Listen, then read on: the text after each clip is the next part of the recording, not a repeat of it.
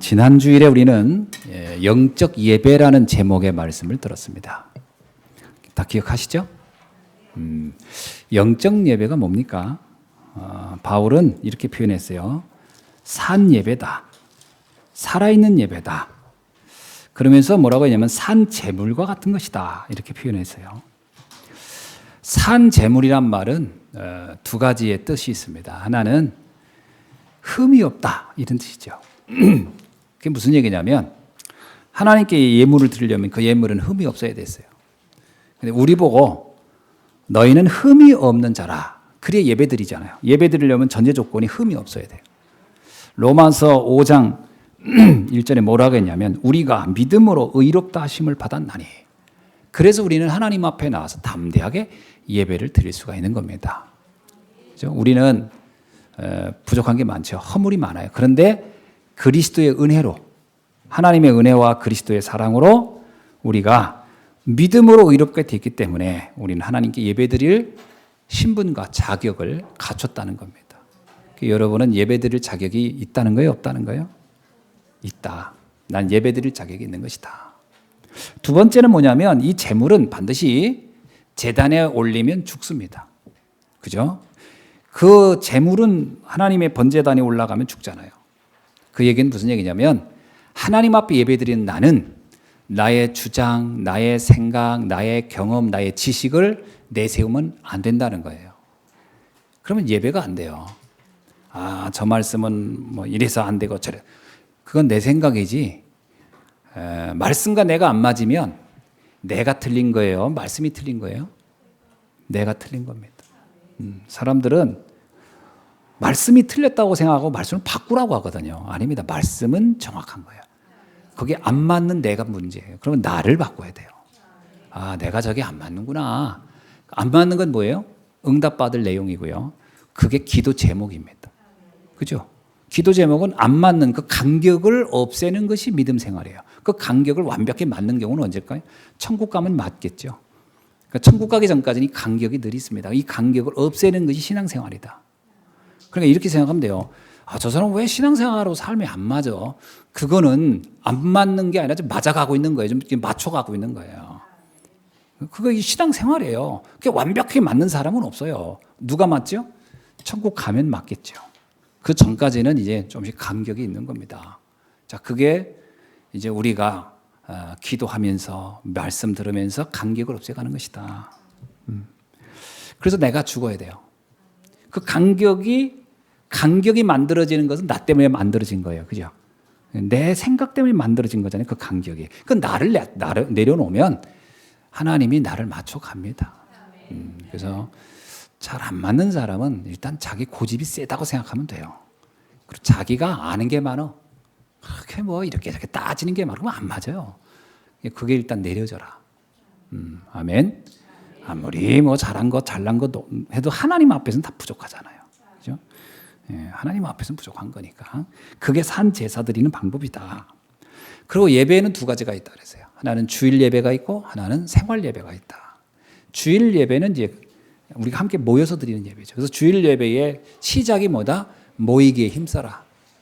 어떤 이들과 같이 모이기를 패하는 것처럼 하지 말아라. 그러니까 우리가 말세가 되면 잘 안 모이려고 그래요. 왜 안 모일까요? 자기 생활이 너무 많다고 생각하는 거예요. 아닙니다. 하나님 없이 살려면 자기 일이 많지만 하나님과 함께 아니면 이 시간보다 행복한 게 없거든요. 사실은 여러분이 예배 시간이 가장 행복해야 됩니다. 행복하면은 이 시간이 그리워지고 오고 싶었겠죠. 한번 이런 표정을 보니까 이 시간이 정말 그리워져서 왔는지 억지로 떠밀려 왔는지 근데 다 즐거운 마음으로 온 것 같아요. 그래서 예배 드리는 이 시간이 행복해야 되고요. 이 모이는데 나도 모르게 자꾸 마음이 가야 됩니다. 그렇잖아요. 그게 정상이죠. 신앙생활 그게 정상이지.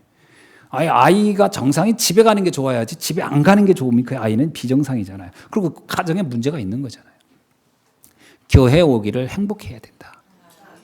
안 오면 안 돼요. 특별한 일이 아니면은 예배 시간에 뭐 조금 뭐 이렇게 뭐 하다가 우리 학교 갈 때 웬만하면 가잖아요. 그죠? 완전 고혈로 막 엄청나게 아프면 모르고 그 외에는 가잖아요. 가서 또 공부하면 안 아파요. 또 희한하게. 그러니까 여러분 예배 드리러 올 때 좀 불편하고 힘든 게 있어도 오세요. 오면 말씀 들으면 또 치유되고 회복되고 또 마음 답답했던 거 없어집니다. 아멘? 그렇죠. 병원은 누가 가요? 아픈 사람이 가요. 교회는 누가 와요?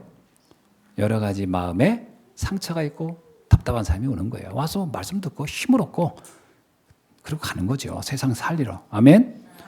그러니까 제일 좋은 상태로 교회에 오는 건 사실 또 어떤 면에서는 아니에요. 그래서 좀 어렵고 힘들어도 오는 겁니다. 그래서 모이게 힘써라. 그리고 와서 뭐 하자? 예배를 성공하라. 자, 예배 성공하는 방법이 뭡니까? 오늘 또 나에게 성취될 말씀을 주시옵소서. 그죠? 말씀은 반드시 성취되게 돼 있어요. 그러면 우리가 어떤 믿음으로 말씀을 받아야 되죠? 하나님, 오늘 내게 이루어지고 나를 바꾸고 나에게 축복될 말씀을 주시옵소서. 그 말씀을 가지고 오는 거죠. 뭐 이 시간에 뭐 심심해서 와서 뭐 놀려고 온 건 아니지 않습니까? 취미 생활로 앉아 있습니까? 그건 아니잖아요. 뭐 세상에 즐거운 게 얼마나 많은데요. 뭐 극장 가도 요즘 재밌대. 명랑 이 영화도 재밌을 거 아닙니까? 그러나 여기에 그거보다 더 중요한 명랑은 볼 때 즐거울지 모르지만 끝나고는 아무것도 아니잖아요. 나하고 아무 상관없잖아요. 내가 뭐 이순신입니까? 뭡니까? 아무것도 아니지. 그러나 말씀은 내게 성취된다니까요. 그걸 믿어지면 예배 시간이 즐겁고요. 예배 시간 기대가 되는 거죠. 근데 뭐 예배 시간에 이런 게 안 믿어진다고 그러면 시간이 아깝죠. 돈 버는 게 낫지. 자, 그러면 생활 예배는 뭡니까? 생활 예배는 바로 그 말씀을 가지고 현장에서 누리는 겁니다. 그죠? 말씀을 누리고 말씀을 현장에 성취하는 거죠. 말씀은요, 이렇게 공허한 이론이 아닙니다. 성경은 책상에서 쓴 게 아니에요. 현장에서 사실적으로 응답받은 것들을 기록한 거예요. 그래서 성경 말씀을 믿으면요, 성경의 주역에 성경에 나온 사건이 여러분의 삶의 사건으로 나타납니다. 그게 여러분에게 신앙생활이죠. 말씀을 들을 때는 좋아. 근데 집에 가면 아무것도 안 돼. 어떻게 그게 신앙생활이 되겠습니까? 그거 이상한 신앙인 거고 잘못된 거예요. 사실은요, 말씀을 들을 땐 기대가 되고 현장 가서 확인하는 겁니다. 아, 말씀 그대로구나. 그게 정상이죠. 여러분 삶에서 말씀이 안 이루어진다면 뭔가 잘못되고 있는 거예요. 말씀이 안 이루어지고 있습니다. 현장에서 실제로 이루어져야 됩니다. 그거 안 이루어지면 신앙생활이 되게 힘들어요. 그거 어떻게 합니까? 그거. 반드시 성취되게 되어 있는데. 자, 그것이 지난주에 말씀드린 내용입니다. 다 기억나시죠? 자, 로마서를 이제 우리가 시작하는 로마서는 이제 중반기로 넘어섰어요.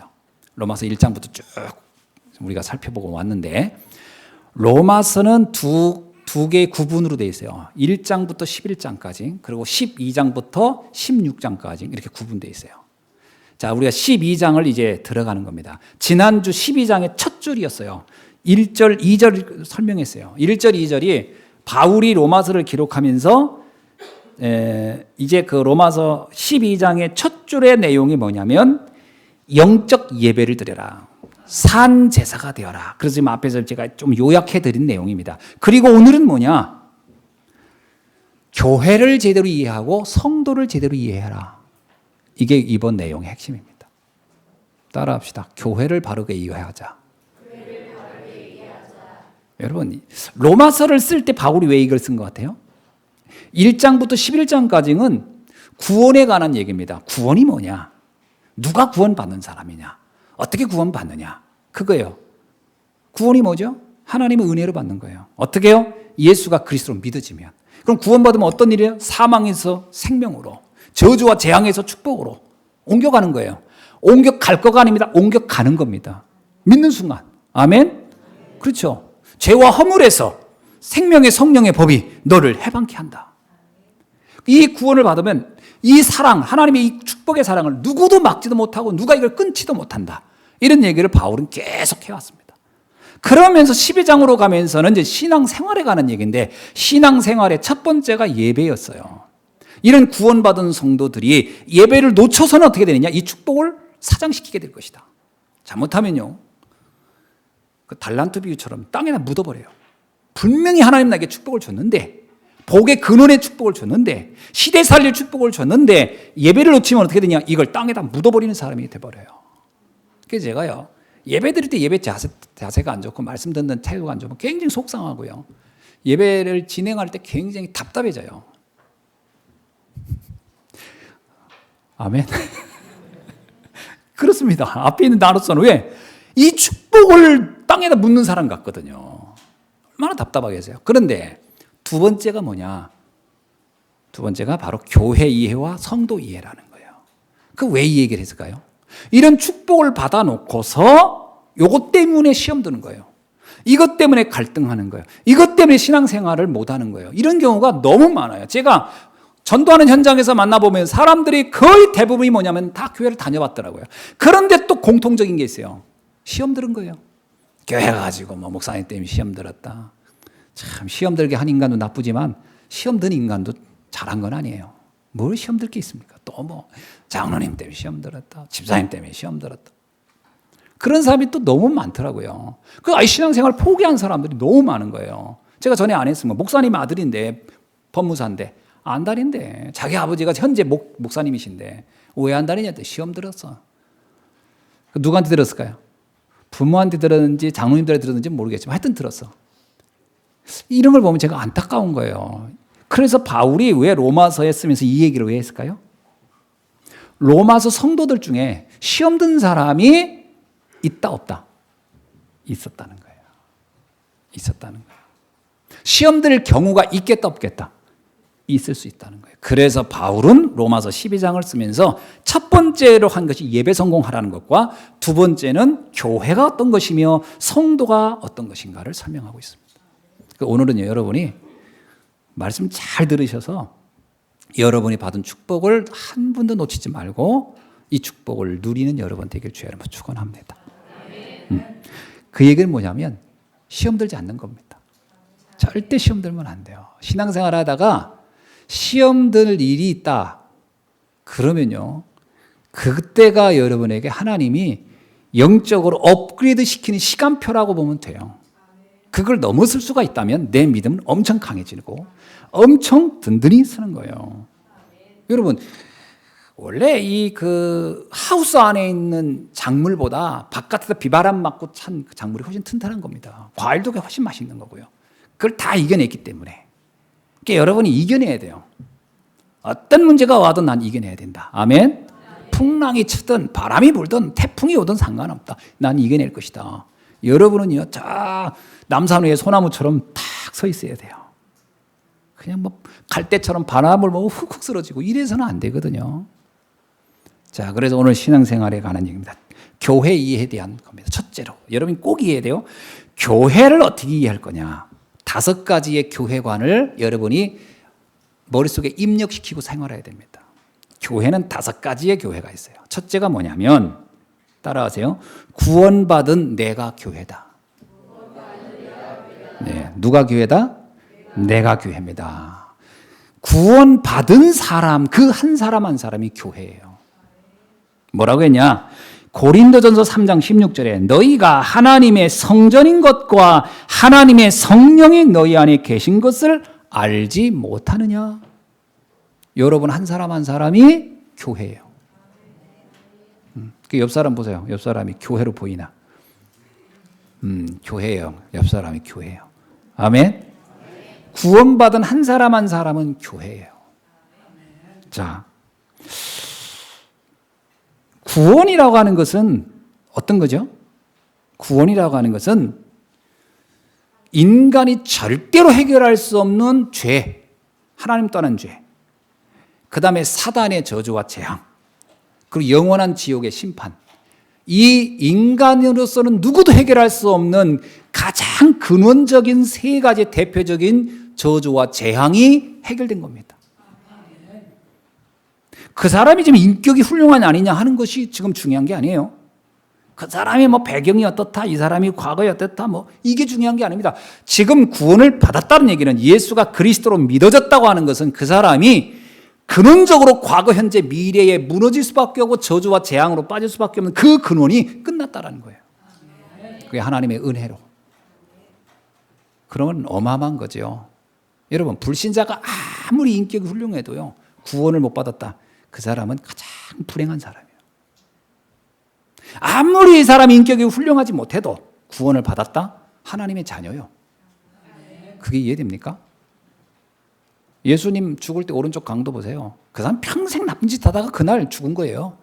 사형수가 돼서. 예수님은 억울하게 죽었지만 그 사람은 자기 법대로 법에 따라서 처벌을 하는 거예요. 근데 예수님이 그 사람에게 뭐라고 얘기합니까? 마지막에 예수가 그리스도라는 걸 알았어요. 그러니까 예수님이 마지막에 네가 오늘 나와 함께 낙원에 이를 것이다. 그게 구원이라는 거예요. 하나님의 전적인 은혜와 사랑으로 그냥 천국을 보장해버려요. 얼마나 멋집니까? 얼마나 놀라운 은혜입니까? 구원이라고 하는 것은 엄청난 거예요. 세상에 그 어떤 것도 비교할 수 없는 그것을 얻은 거예요. 자, 이게 구원받은 하나님의 자녀예요. 굉장하죠?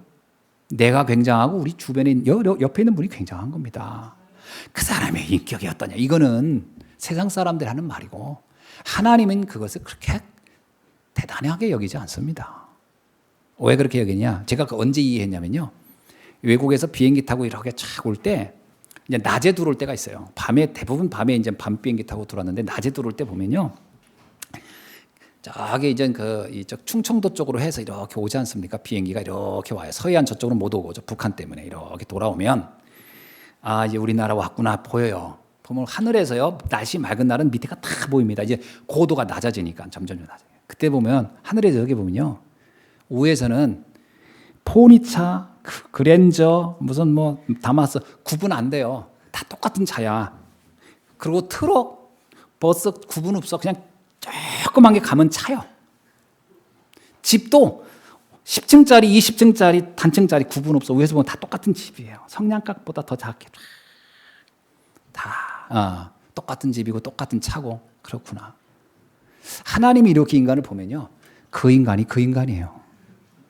다 똑같아. 뭐 잘나고 못나고 보이세요. 우리끼리 보니까 네가 나보다 더 한 등수 높아? 뭐 성적 가지고 재산 가지고 우리끼리 따지지 하나님 볼 때 똑같은 인간이에요. 하나님이 필요하는 인간, 하나님께 구원받은 인간이냐 구원받지 못한 인간이냐 그거 외에는 구분이 없어요. 제가 그렇게 보면서 하나님이 나를 볼 때 인간을 볼 때 어떻게 보실까? 이게 우리 눈이 이 눈 가지고 봐야 돼요. 사람을. 아멘. 이 눈 가지고 보면요. 어떻게 우리가 사람을 함부로 차별합니까? 그 예수님이 그러잖아요. 현장에서 가늠하다 잡힌 여자한테 서로 죽이려고 너가 나보다 죄가 더 많지. 너가 나보다 죄가 더 많아. 그래서 그러니까 예수님이 뭐라고 합니까? 이 중에 이 여자를 죽일 만큼 의로운 자 있으면 던져라. 너희 중에 이 여자를 죽일 만큼 나는 의롭다 할 수 있으면 돌을 던져라. 그랬더니 성경이 재미있게 표현됐어요. 어린 아이부터 돌을 놓고 가더라. 그러니까요. 애들도요 돌을 못 던지는 거예요. 걔들도 죄진 게 있어 다. 누가 누구를 정죄하고 판단합니까? 할 수 없는 거예요. 하나님만 할 수 있는 거예요. 근데 하나님 우리를 용서해 주셨단 말이에요. 아멘. 그래서 우리는 성전이에요. 성전이면 거룩한 구별된 사람이라는 거예요. 그래서 우리가 교회예요. 교회 이해가 제대로 돼야 돼요. 아멘. 그런 성도한테 시험 들 게 뭐 있어요. 부족할 수도 있고 허물이 있을 수 있지만 하나님의 자녀요. 하나님이 가장 축복받은 사람이구나. 아멘. 자, 그러면서 그 구원받은 사람에게는 하나님의 빛이 함께하는 겁니다. 하나님의 빛이 함께하잖아요. 그래서 마태복음 5장 14절에서 뭐라고 합니까? 너희는 세상의 빛이라. 에베소서 5장 8절에서 너희가 전에는 어둠이었더니 이제는 주 안에서 빛이라. 여러분이 빛이기 때문에 여러분이 가는 현장마다 어둠은 떠나가게 되어 있는 줄로 믿습니다. 믿으세요. 지금 당장 안 떠난다? 떠나게 되어 있어요. 하나님의 시간표 따라. 두 번째입니다. 두 번째 교회는 뭐냐? 구원받은 성도들의 모임이 교회예요. 우리들의 모임. 두세 사람이 모인 곳에 나도 너희들과 함께 하리라. 그게 교회입니다. 믿음의 사람이 둘이 모여있다. 기도한다. 믿음의 사람이 서로 모여있다. 그게 교회입니다.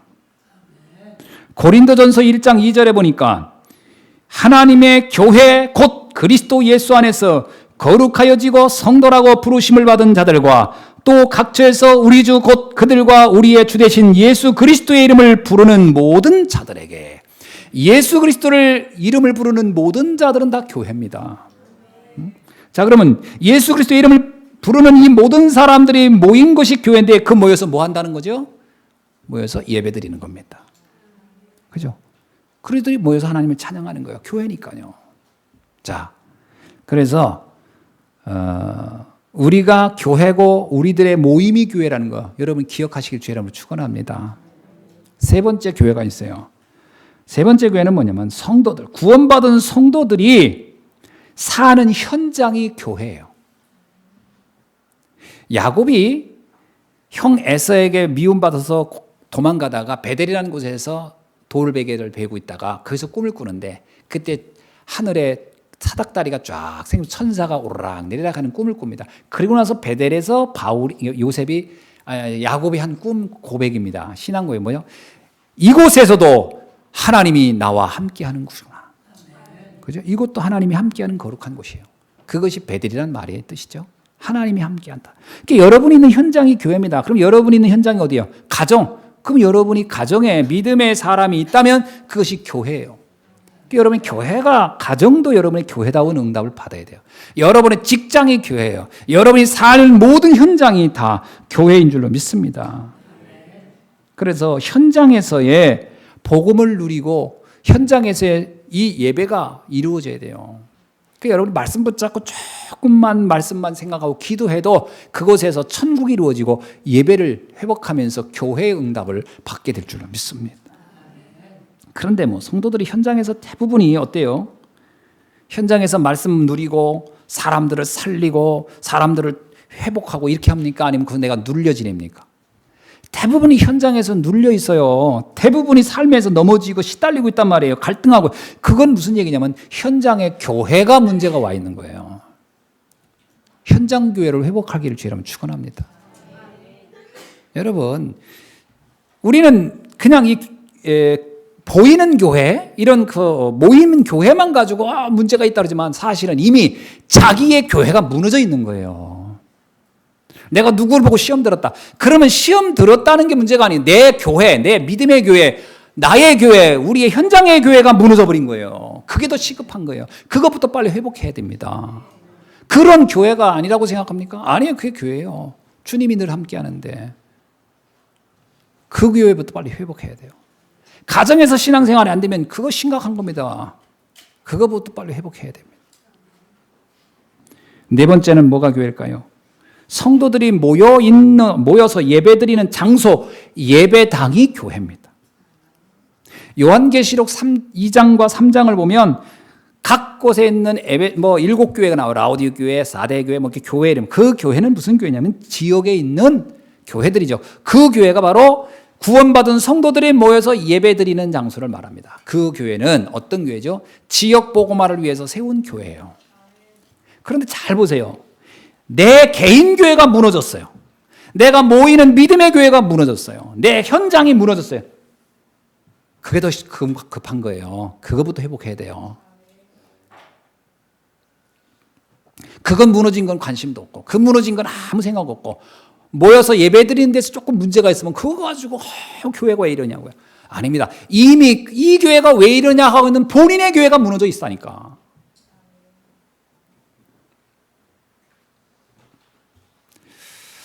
예배당을 왜 교회라고 할까요, 그러면?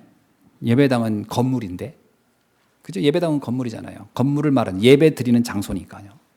그래서 실제로는 예수한 교회라는 것보다는 예수한 예배당이라는 게 더 정확한 호칭입니다, 사실은. 밖에다가 원래는 그렇게 붙여야 돼요. 천안 예수한 예배당. 옛날엔 예배당이라고 했잖아요. 예배 드리는 장소다라는 뜻이죠. 그런데 왜 그것을 교회라고 합니까? 구분됐기 때문에 그렇습니다. 성도는 많은 사람들 가운데 구분된 물이라고 해서 성도라고 해요. 맞죠? 성물은 많은 물건 중에 구분된 거예요. 뭘 구분해요? 하나님의 뜻을 위하여 구분됐다는 겁니다. 이 컵이 술집에 가 있으면 술집에 있는 컵이 되겠지만 교회에 와서 하나님의 말씀을 실현하는 곳에 쓰임받기 때문에 이걸 성물이라 하는 겁니다. 성도는 하나님의 뜻을 이루는 전도자의 삶을 살기 때문에 성도라고 하는 겁니다. 성전은 하나님의 뜻을 이루는 곳이라고 해서 성전이라고 하는 것이죠. 그래서 예배당이 건물이면서도 하나님의 뜻을 이루는 현장이기 때문에 성전이라고 하는 겁니다. 그러면서 여러분은 아셔야 돼요. 교회는 팔 수도 없고 살 수도 없고 없어지지도 않습니다. 교회는. 왜? 구원받은 하나님의 자녀들이니까. 그러나 예배당은 옮길 수도 있고 팔 수도 있고 그럴 수도 있겠죠. 예를 들면 뭐 우리 이 예수한교회 이 예배당이 불났다. 그러면 예수한교회가 없어진 게 아니에요. 예배당이 불난 거지. 그 경우는 뭐 옮길 수도 있고 바꿀 수도 있고 팔 수도 있겠죠. 그러나 성도는 팔 수가 없잖아요. 구원받은 믿음을 어떻게 팔아요? 돈 주고. 자, 교회 이해가 좀 이해되셨습니까? 그러면 이 교회 안에서 성도들한테 시험 든다고 할 때 그거 뭐가 문제예요? 여러분, 사람은 완전하지 않습니다. 아멘? 천국 가기 전까지는 완전하지 않을 거예요. 그러면 내 안에 계신 하나님과 복음은 완전한 거예요. 내 안에 그리스도는 완전한 거예요. 내가 부족할 뿐이지. 우리는 그 사람 안에 있는 믿음, 하나님의 자녀, 하나님의 신분은 완벽한데 그 사람의 인격이 살아오는 동안의 상처와 여러 가지 때문에 여러 가지 허물이 그거 보고 시험 들면 안 돼요. 하나님은 그를 바꿔가고 있어요. 하나님은 그를 지금 만들어가고 있는 거예요. 어떤 의사가 환자 보고 시험 듭니까? 병원 가서 환자들이요 조금 아프면 막 짜증내고 화내고 막 그러잖아요. 어떤 환자는 막 의사하고 싸우잖아요. 간호사한테 막 주사 잘못 놨다고 하고 막. 그렇다고 그 환자 의사들이 싸웁니까? 왜 안 싸울까요? 인격이 훌륭해서입니까? 아니에요. 환자의 상태를 아는 거예요. 이 사람은 아픈 사람이라는 거예요. 지금 치유받는 중이에요. 교회에 와서 성도를 보면서 여러분 이해해야 돼요. 세상의 많은 삶 속에서 상처받고 하나님 떠나 있다가 받은 상처들이 가득해요. 그들이 이제 하나님의 은혜로 구원받으려고 교회에 왔고 구원받았습니다. 이제 하나님은 그를 그 안에 계신 하나님은 만들어 가실 겁니다. 기다려 주셔야 돼요. 기다려 주셔야지. 치유될 것이니까. 다 회복될 것이니까. 아멘. 그거 보고 막 시험 들 게 하나도 없습니다. 옛날에 제가 그걸 이해가 안 돼가지고 제가 옛날 교회 이해가 안 돼가지고 성도님들 보면서 너무 화가 나는 경우도 있었어요. 목사인데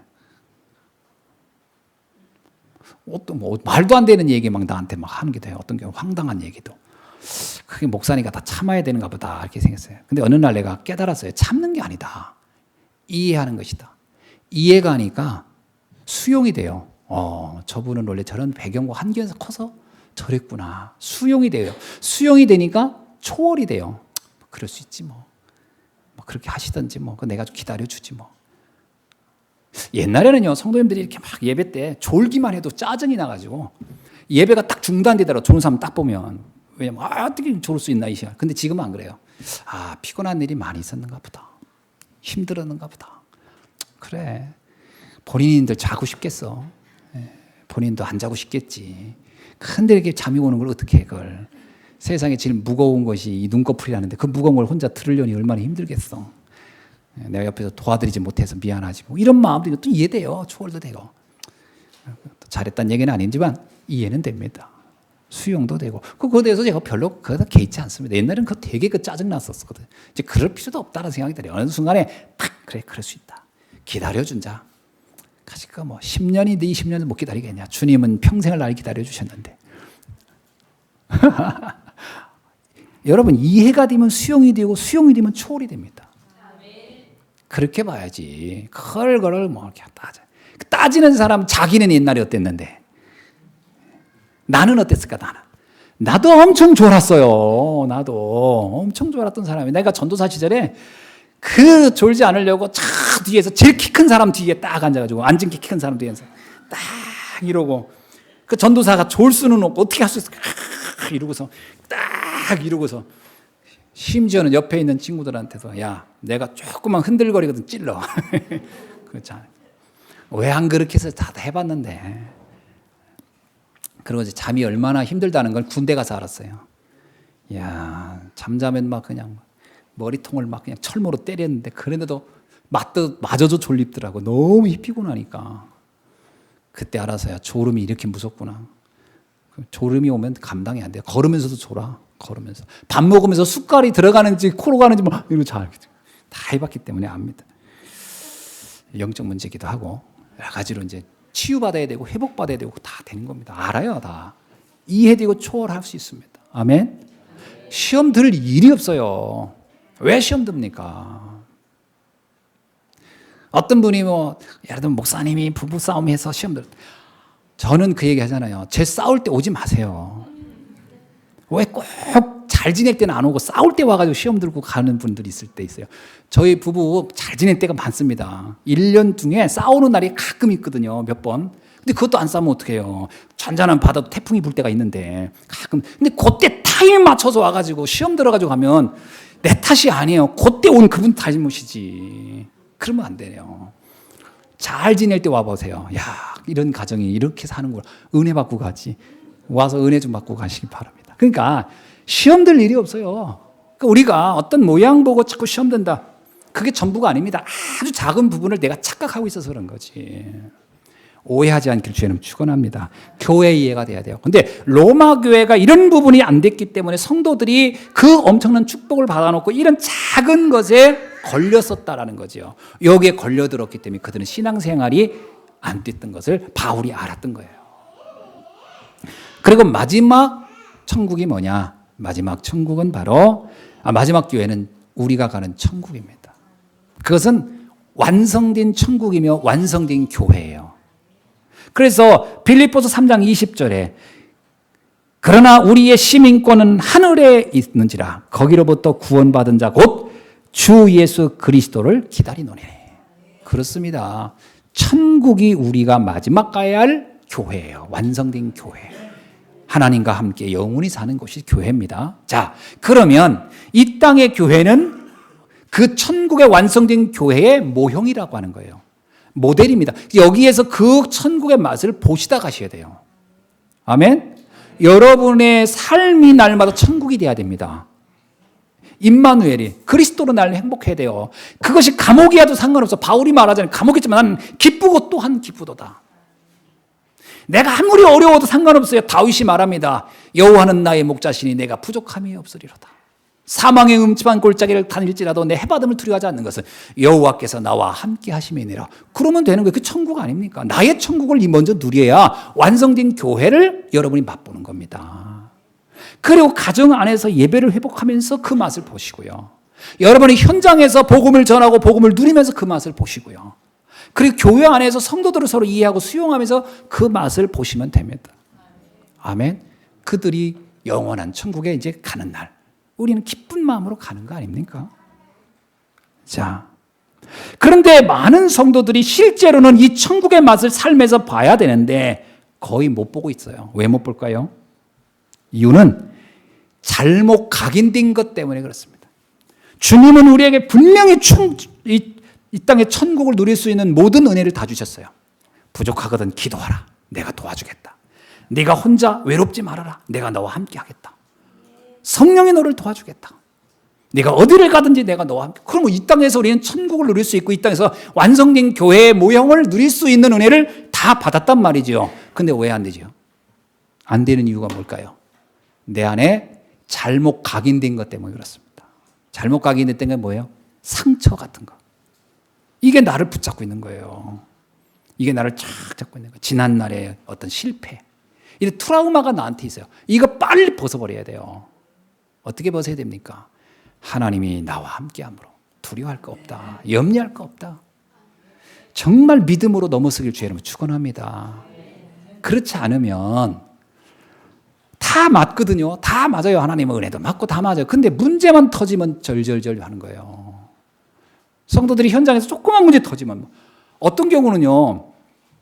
오지도 않았어 문제가. 근데 이게 커 보이는 거라. 지난날에 아픔이 있어가지고 그거와 조그만 형태만 비슷해도요. 그 과거에 그와 같이 내가 그 절망으로 빠질까 봐 미리 지레 겁을 먹고 있어요. 여러분 염려할 거 하나 없습니다. 하나님이 우리와 함께 하시고 하나님은 나의 아버지가 되시기 때문에 더 이상 과거의 나로 돌아가지 않습니다. 고린도서 5장 18절에 뭐라고 그러죠? 너희는 새로운 피조물이라 다시 태어났어요. 하나님이 우리의 아버지가 되시고 나를 지켜주시기 때문에 어떤 문제가 와도 절대로 과거의 저주와 재앙으로 우리는 돌아갈 수 없는 신분이에요. 걱정할 거 없습니다. 염려할 거 없어요. 많은 분들이 여기에 잡혀 있어요.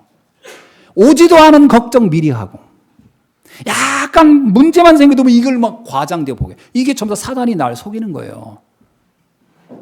속지 않기를 주의 이름으로 축원합니다. 계속 그런 상담을 가끔 받아요. 목사님, 복음 목사님 말씀하는 게 다 맞는데 왜 저는 늘 이렇게 걱정이 이렇게 많은지 모르겠어요. 왜 이렇게 염려가 많고 불안한지 모르겠어요. 이런 얘기가 그게 속아서 그런 거예요. 속아서. 내가 그런 얘기하면 뭐가 제일 무섭습니까? 그랬더니 뭐 이렇게 될까 봐 무섭대. 그러면 그때 그 모습과 지금 비교했을 때 비슷합니까? 아니면 전혀 다릅니까? 달라요. 근데 왜 그래요? 그러면 그렇게 될까 봐요. 안 됩니다. 절대로. 될 수가 없어요. 여러분은 모든 저주와 재앙에서 벗어난 사람들이에요.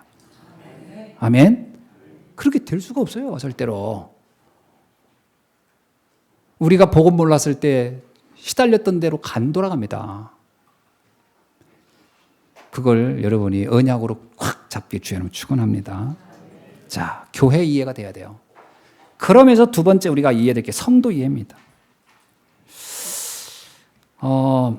이 성도 이해를 하려면은 구원받은 사람들을 우리가 성도라고 합니다. 맞죠? 그래서 이 구원받은 성도, 우리는 도대체 어디에서 어떻게 구원받았습니까? 앞에서 말씀드렸지만 예수를 그리스도로 믿는 사람은 누구나 하나님의 은혜로 구원을 받은 겁니다. 인간은 누구나 창세기 3장 문제로 인해서 죄와 허물에 빠져버렸어요. 그래서 에베소서 2장 1절로 우리는 죽었던 존재다 이렇게 말해요. 로마서 3장 23절은 말합니다. 모든 사람이 죄를 범하였음에 하나님의 영광에 이르지 못하더라.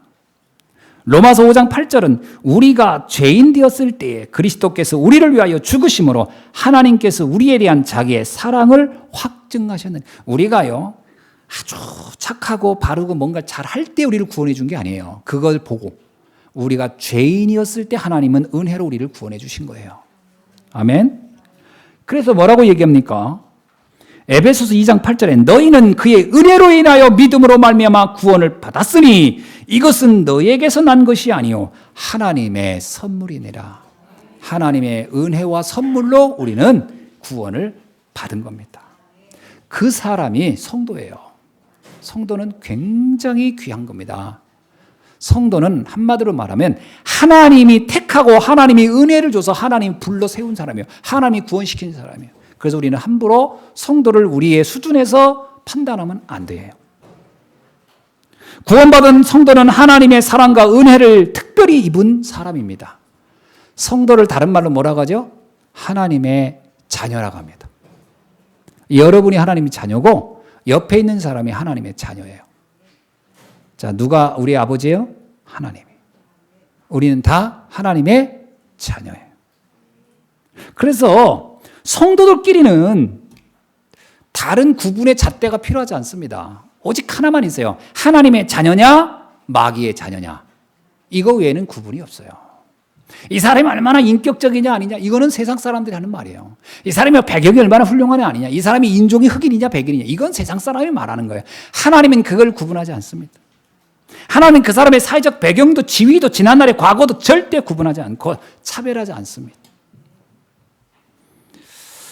빌레몬서에 보니까 오네시모르라는 사람이 나와요. 이 오네시모르이 뭐 하는 사람이냐면 노예예요, 노예. 거기에다가 이 사람은 도둑질해서 도둑질을 했는지 뭐 강도짓을 했는지 하여튼 이 사람은 감옥에 갇혔어요.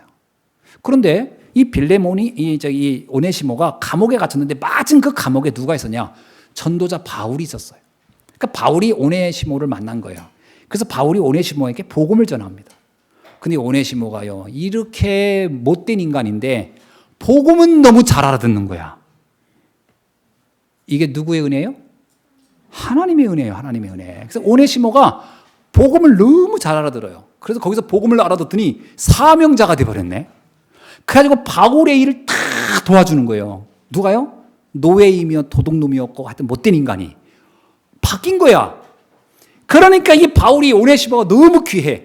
근데 오네시모의 그 기간이 다 끝났어.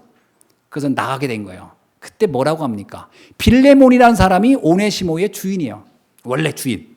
근데 그 빌레몬도 크리스찬이라. 바울이 빌레몬에게 편지를 보내는 겁니다. 그게 빌레몬서예요. 내가 당신 알고 봤더니 당신 집에 있던 노예인데 내가 감옥에서 만났다. 근데 그 사람이 이렇게 변화됐다. 내가 이 사람을 보내는데 이제 그는 과거의 오네시모가 아니다. 누구로 보내냐? 너의 형제가 가는 것이다. 상상이 됩니까? 너의 형제가 가는 거예요. 오네시모를 보내는데 빌레몬한테. 그러면 너는 마음을 다하고 정성을 다하고 그를 대접하라.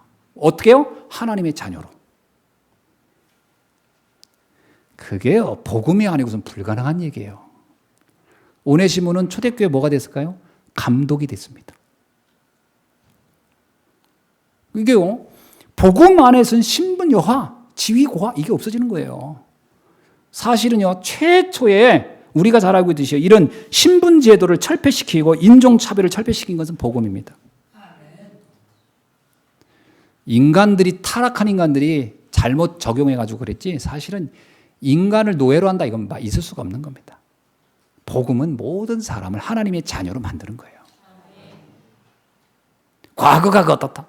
그걸 따지고 있다는 것 자체가 자기의 상처지. 내 수준, 내 각인된 거 가지고 사람을 구분하고 있는 것이지 하나님은 그렇게 보고 있지 않아요. 그럼 오네시모가 그렇게 됐으면 어떻게 됐을까요? 수많은 그때 당시에 인종적으로 차별받던 사람들이 복음이 얼마나 위대한지를 알게 되고 하나님 앞에 돌아오는 계기가 돼요. 이게 얼마나 놀라운 일입니까? 하나님은 계획이 있었던 거예요. 뭘 위해? 세계 복음화를 위하여. 여러분, 복음 안에서 우리는 큰 가족이 된 겁니다.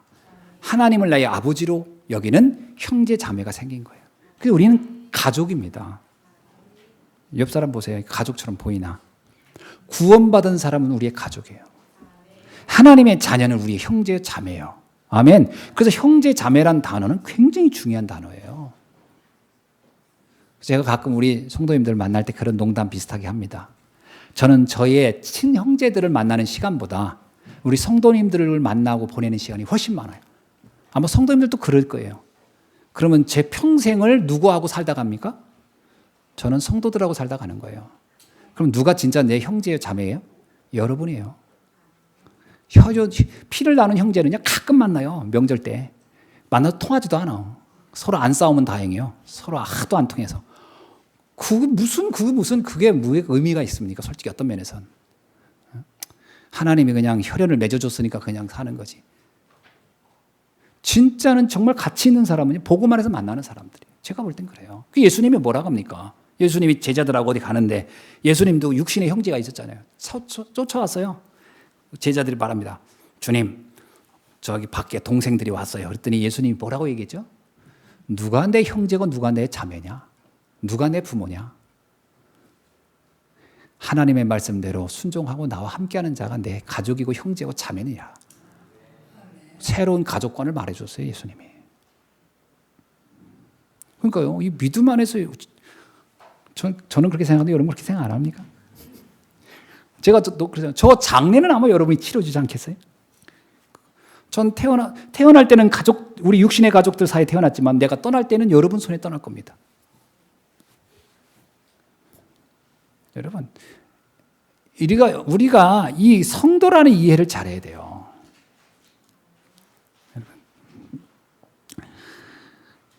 로마서 8장 31절로 39절에서 뭐라고 합니까? 하나님께서 택하신 하나님의 자녀는 누구도 정죄할 수도 없고 그 누구도 이 사랑에서 끊어놓을 수가 없느니라. 그게 하나님 자녀의 특별한 신분이요 자격인 줄로 믿습니다. 이때부터 하나님께서는 구원받은 하나님의 자녀들과 영원히 함께하는 거예요. 성령으로 함께. 이게 성도입니다. 자, 그러면 왜 바울은 이 교회 이해, 성도 이해에 대해서 이렇게 말했을까요? 왜 이렇게 말한 이유가 뭐예요? 그렇게 해서 세계 보고 말하는 겁니다. 그렇게 해서 교회 살리고 세계 살리고 이 주변의 많은 사람을 살리는 사명을 감당하라고 하시는 거죠. 자, 구원받은 성도를 오늘 본문은 두 가지로 설명합니다. 따라합시다. 우리는 그리스도 안에서 한 몸이다. 예, 이게 오늘 바울이 말하고자 하는 핵심적 내용입니다. 우리는 그리스도 안에서 한 몸이다. 여러분, 우리는 한 몸이에요, 한 몸. 4절 보세요. 우리가 한 몸에 많은 지체를 가졌으나, 이렇게죠. 한 몸에 많은 지체요. 그러면서 뭐라고 그래요? 5절. 자, 로마서 12장 5절 시작. 이와 같이 우리 많은 사람이 그리스도 안에서 한 몸이 되어 서로 지체가 되었느니라. 아멘. 그렇습니다. 여러분이 정말 우리가 한 몸이라고 생각이 되십니까? 배경도 다르고 가정도 다르고 성격도 다르고 취향도 달라요. 그러나 한 하나님을 섬기고 한 그리스도로 구원을 받았고 한 성령 안에서 한 동일한 하나님의 자녀가 되었어요. 그래서 우리는 하나예요. 이게 믿어지십니까? 제가 이제 그 아프리카를 가거나 이제 중앙아시아를 가거나 뭐 이번에 또 제가 이제 필리핀도 들어갑니다만 갈 때마다 느끼는 게 있는데 그분들하고는 처음 만난 사람이 대부분이고요.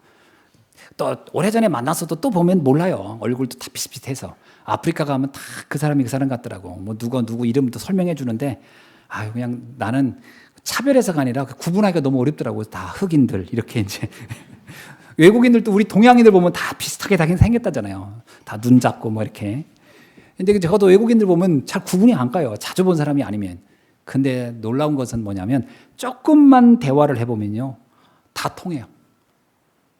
보고만 해서 있었다는 이유로 금방 통해요. 그래서 어색하지가 않아요. 낯설지가 않아. 정말 모든 생각, 비전, 꿈이 다 똑같아요. 신기할 정도로 이게 하나님의 은혜구나. 그래서 우리는 큰 가족이구나.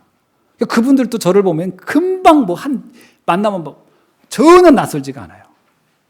얼마나 감사한지. 우리는 큰 하나님 한 몸. 아멘. 우리 예수님교회도 한 몸입니다, 이게. 여러분. 여러 가지 고린도서 12장 4절로 7절에서 바울이 이렇게 말합니다. 은사는 여러 가지나 성령은 같고 직임은 여러 가지나 주는 같으며 또 역사는 여러 가지나 모든 것을 모든 사람 가운데 역사하시는 하나님은 같으니 그렇습니다. 성령이 같고 주님이 같고 하나님이 같아요. 그렇기 때문에 우리는 하나예요. 믿어지십니까?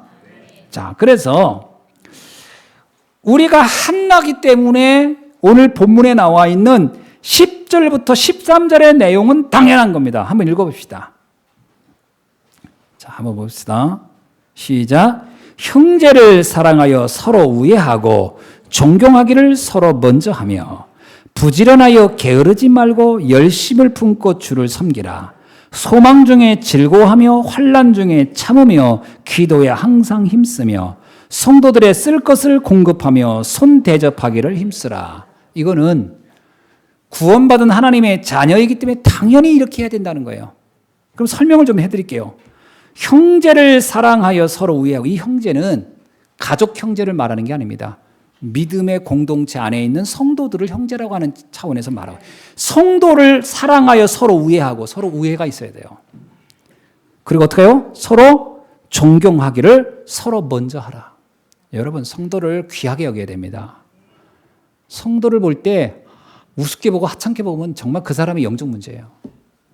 성도는 귀한 겁니다. 왜 귀하죠? 하나님이 택하였고 하나님이 은혜를 베풀었고 하나님이 구원한 하나님의 자녀니까요. 나도 귀하고 남도 귀한 거예요. 그래서 우리는 성도들끼리는 서로 귀한 겁니다. 성도를 함부로 평가하고 판단하면 안 돼요. 절대로. 아멘. 그래서 가끔 우리 교회는 그런 일이 없겠지만 텃세가 있다고 하는데 먼저 온 사람이 나중에 온 사람들 다 그 있을 수 없는 겁니다. 가족으로 생각합시다. 형이 동생을 텃세하면 되겠어요? 세연이가 세영이한테 텃세하면 되겠어요? 그런 일이 있을 수도 안 되고 있을 수도 없는 일이지. 말이 안 되는 얘기예요. 우리는 누가 무슨 주인입니까? 교회 주인은 주님이신데 우린 그의 자녀들이고. 그러니까 이런 것이 이제 생기면 안 돼요. 교회는 그런 게 아니라는 거예요. 서로 먼저 존경하라. 아멘. 성도 새 가족이 오보세요. 정말 새로 태어났잖아요. 얼마나 감사합니까? 세연이가 세영이 어떻게 해요? 엄청 이뻐하죠? 태어났으니까 자기 동생이 태어난 거야. 얼마나 내가 보니까 막 이러던데 이게 당연한 거 아니에요? 그런데 성도들이 새로운 가족 왔는데 소 닭버섯이 한다. 말이 안 되는 거죠. 있을 수도 없는 일이고 귀하게 여겨라. 서로 존경하고 가치를 봐야 돼요. 하나님이 기적이죠. 불신자 사단의 자녀가 그리스도를 알고 하나님의 자녀 됐다. 기적입니다. 기적인 거예요. 그 기적을 보고 있는데요. 여러분 기적은 다르서 보지 마세요. 망해가고 죽어가고 저주받은 사람이 살아나서 하나님의 자녀가 된 게 기적 중에 기적입니다. 그걸 보면서 귀하게 여겨야 돼요. 또 하나요. 부지런하여 게으르지 말고 열심을 품고 주를 섬기라. 여러분 우리가 열심히 했든지 구원받은 거 아니에요. 열심히는 구원받은 게 아니에요. 하나님의 은혜로 구원받았어요. 한 게 아무것도 없어요. 나는 죄밖에 지은 게 없는데 하나님이 용서해 주시고 나를 그래서 그 구원받은 것이 너무 고맙고 감사해서 주를 위해서 최선을 다하라는 거예요. 그래서 헌신하는 거예요. 우리가 헌금을 왜 합니까? 여러분 내가 수고해서 구원받았다. 그러면 헌금할 필요가 없어요. 왜 합니까? 내가 열심히 해서 구원받았는데. 그런데 아무런 대가를 받지 않고 주님이 나를 구원해 주셨어요. 억만금을 주어도 구원받을 수 없는 내 죄를 주님이 단번에 용서하고 나를 구원해. 그래서 그게 너무 고맙고 감사해서 헌금하는 겁니다. 왜? 이 복음이 또 다른 사람을 살리도록 하기 위하여. 헌금의 이유를 구원의 개념에서 이해되면 굉장히 간단한 얘기예요. 여러분 내가 죽어야 마땅한데 어느 날 정말 기찻길에서 잘못해서 내가 죽을 뻔했는데 누가 나를 살려줬다고 합시다. 그 사람이 나를 살려줬던 그 은혜 있겠어요? 안 있겠어요? 아니죠. 똑같은 겁니다. 우리가 주를 위해서 열심히 하라는 말은 열심히 구원받았기 때문이 아니에요. 은혜로 구원받았기 때문에 주를 위해서 헌신하라는 거예요. 당연한 거 아니냐 이런 얘기예요. 그런 개념을 이해가 해 주셔야 됩니다. 자, 그 다음에 12절에 소망 중에 즐거워하며 환난 중에 참으며 기도에 항상 힘쓰라. 우리가 구원받아서도요. 환난은 오게 돼 있습니다. 문제는 오지요. 어떻게 하라고요? 그때 믿음으로 잘 견디고 넘어가라는 거예요. 믿음의 사람들 보세요. 다윗 복음 안에 있었어요. 사울 왕이 핍박을 줍니다. 요셉 형제들에 의해 팔려서 노예로 갑니다. 아브라함 갈대우르를 떠나가지고 가서 고생합니다. 환난이 와요. 이때 믿음의 사람은 어떡하? 하나님의 소망 중에 하실 응답을 보고 조금만 참으라는 거예요. 반드시 축복의 날, 응답의 날이 온다는 거예요. 흔들리지 않길 주라면 축원합니다. 그래서 환난이 왔다고 흩어진다. 말도 안 돼요. 어떤 사람이 신앙생활 하다가 좀 어려울까 봐 저 신앙생활 그만뒀어요. 참 불쌍한 사람이에요. 그런 게 아닙니다. 자, 13절. 성도들의 쓸 것을 공급하며 손대접하기를 힘쓰라. 성도들의 쓸 것을 공급하며 성도들에게 서로를 협력하고 돕는 거죠. 그리고 손님 대접하기를 힘쓰란 말이 뭐예요? 손님은 그러니까 전도자를 말하네요. 이렇게 돌아다니는 전도자들을 손님이라고 표현합니다. 성경은. 지난번에 우리 필리핀에서 선교사님 두 분이 여기 왔었죠. 그분들이 우리에겐 손님이라는 겁니다. 지나가는 그냥 노숙자들을 손님으로 보는 게 아니고요. 전도자들을 손님으로. 그들을 어떻게 하라고요? 손대접하기를 힘쓰라. 그래도 지난번에 우리 선교사님들 오셨는데 여러분들이 정말 힘써가서 돌아가시면서 섬기고 대접해서 너무 감사했는데 그런 일 하라는 겁니다. 이게 구원받은 하나님의 자녀의 마땅한 자세다. 왜냐? 우리는 하나기 때문에. 그래서 마지막에 뭡니까? 우리는 지체라는 거예요. 같은 몸이지만 다릅니다. 믿음의 분량이 다르고 은사가 다르고 달란트가 다르고 다 달라요. 분명히 다르지만 이것은 이질감이 아니고 다양한 것이죠. 하나님은 다양하게 우리를 통해서 하나님의 역사를 이루십니다. 고린도전서 12장 12절로 31절을 한번 봅시다. 거기에 보면 바울은 이 지체에 관한 표현을 가장 잘 설명했어요. 고린도전서 12장 12절로 31절까지 쭉 보면 이렇게 나옵니다. 자, 16절에 봅시다. 귀가 이르기를 나는 눈이 아니니 몸에 붙지 아니하였다. 17절에 눈이 냄새 맡는 코 보고 뭐라고 하고요. 21절에 눈이 눈도로 뭐라고 하고 머리가 발도로 뭐라고 한다면 말이 되겠느냐?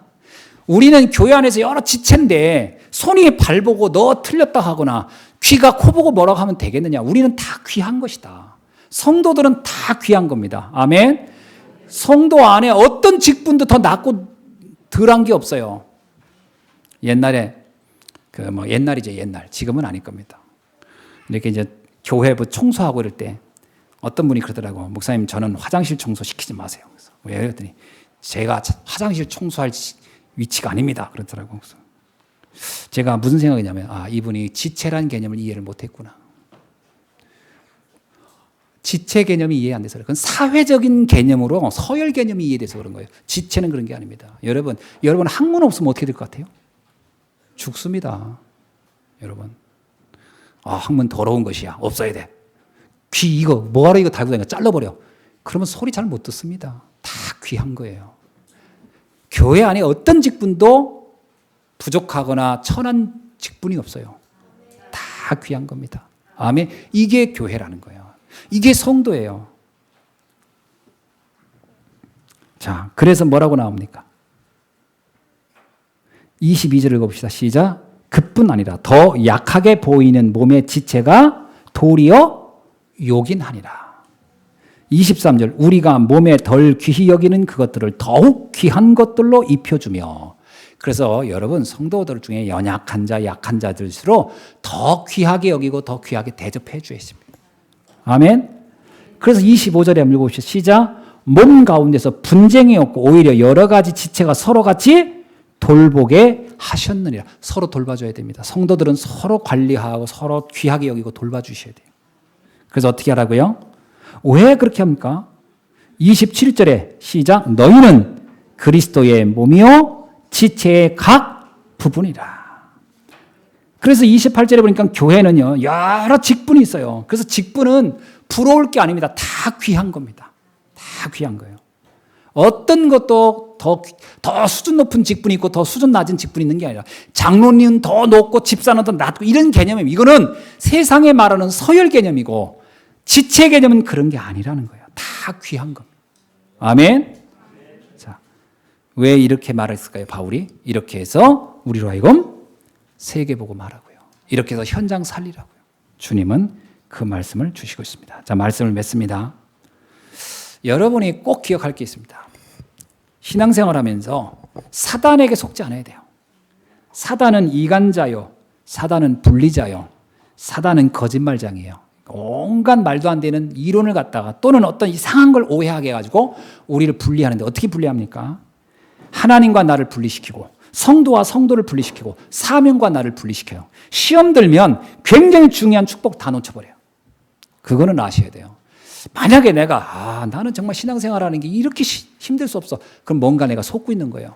난 성도만 보면 이렇게 시험 드네. 속고 있는 거예요. 나는 뭔가 난 이런 일을 하기 싫어. 사명, 교회 사는 일은 정말 싫어. 속고 있는 거예요. 그게 어마어마한 미래의 축복인 것을 몰라서 그래요. 하나님은 그걸 통해 우리를 지금 중요한 축복을 주시려고 하고 있다는 겁니다. 사단은 세 가지 전략을 까고 있어요. 불신자는 복음의 축복을 알지 못하도록 하고 신자에게는 복음의 축복을 못 누리게 하고 사명자에게는 사명의 축복을 감당하지 못하게 합니다. 여러분 잘 이해하셔야 돼요. 지금 내가 신앙생활이 안 되고 있다. 그거는 사단에게 철저하게 유린당하고 있는 거예요. 왠지 모르게 난 신앙생활이 재미없고 성도 만나는 것이 재미없고 말씀 듣는 것도 힘이 안 나고 그거는 말씀이 문제가 아니고 교회가 문제가 아니에요. 내가 문제인 거예요. 나를 바꿔야 돼요. 나를 바꿔야 돼요. 그렇지 않고는 절대로 축복이 올 수가 없습니다. 자, 그렇기 때문에 여러분 꼭 기억하세요. 교회는 원리스입니다. 하나예요. 아까 어떤 성도님 저한테 묻더라고요. 목사님 원리스가 무슨 뜻인가요? 위드라는 말이 있어요. 투게더라는 말도 있고요. 투게더라는 말은 그냥 갖다 모아놓은 겁니다. 물건을 이렇게 모아놓은 거야. 집결시켜놓은 건 투게더입니다. 위드는 뭐냐? 그냥 같은 뜻을 갖는 사람이 모여있는 건 위드예요. 원리스는 뭐냐면 화학적으로 결합해서 하나가 되는 것을 원리스입니다. 물과 물을 여러 물을 한 곳에 모아버려서 하나가 되죠. 구분할 수가 없어요. 그걸 원리스라고 합니다. 성도는 원리스예요. 하나가 되는 겁니다. 완전히 결합되는 거예요. 어떻게 해요? 하나님의 자녀로 세계복음화를 위하여. 그것이야말로 축복 중에 축복인 줄로 믿습니다. 그래서 부부도 투게더하면 안 돼요. 부부도 위도하면 안 돼요. 원리스가 돼야지. 마찬가지입니다. 성도는 원리스가 돼야 돼요. 이 축복을 가질 때만이 사단이 우리를 공격할 수 없는 줄로 믿습니다. 이 축복을 누리는 여러분 되기를 주의 이름으로 축원합니다. 하나님 감사합니다. 오늘 우리에게 주신 이 말씀을 다시 한번 언약으로 굳게 붙잡고 사단에게 속지 아니하고 정말로 하나님이 주시는 최고의 축복의 주인공이 되어서 세계 살리고 현장 살리고 가정 살리고 나를 살리는 응답을 누리게 하옵소서. 살아계신 주 예수 그리스도 이름으로 기도하옵나이다. 아멘.